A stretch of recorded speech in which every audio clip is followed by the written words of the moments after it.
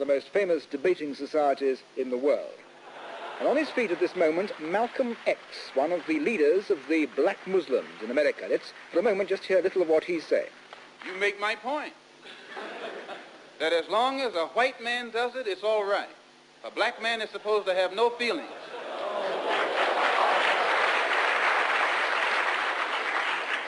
But when a black man strikes back, he's an extremist. He's supposed to sit passively and have no feelings, be nonviolent, and love his enemy. No matter what kind of attack, be it verbal or otherwise, he's supposed to take it.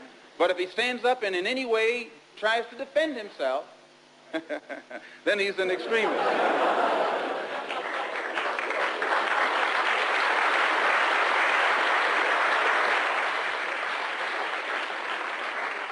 No, I think that the day that the black man takes an uncompromising step and realizes that he's within his rights, when his own freedom is being jeopardized, to use any means necessary to bring about his freedom or put a halt to that injustice, I don't think he'll be by himself.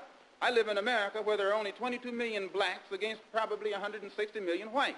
One of the reasons that I'm in no way reluctant or hesitant to do whatever is necessary to see that black people do something to protect themselves, I honestly believe that the day that they do, many whites will have more respect for them, and that there will be more whites on their side than are now on their side with these little wishy-washy love thy enemy approach that they've been using up to now. And if I'm wrong, then you are racialists.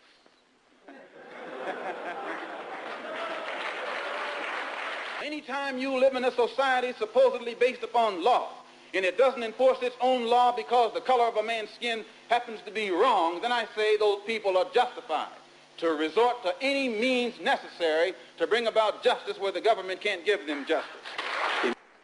I read once, passingly, about a man named Shakespeare. I only read about him passingly, but I remember one thing he wrote that kind of moved me.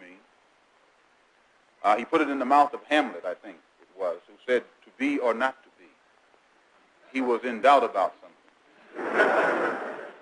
Whether it was nobler in the mind of man to suffer the slings and arrows of outrageous fortune, moderation, or to take up arms against the sea of troubles and by opposing, end them.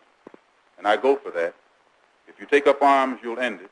But if you sit around and wait for the one who's in power to make up his mind that he should end it, you'll be waiting a long time.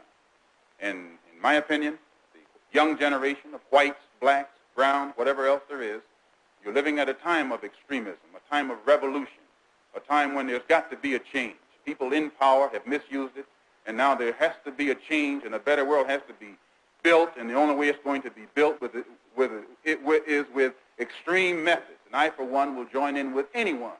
Don't care what color you are, as long as you want to change this miserable condition that exists on this earth. Thank you.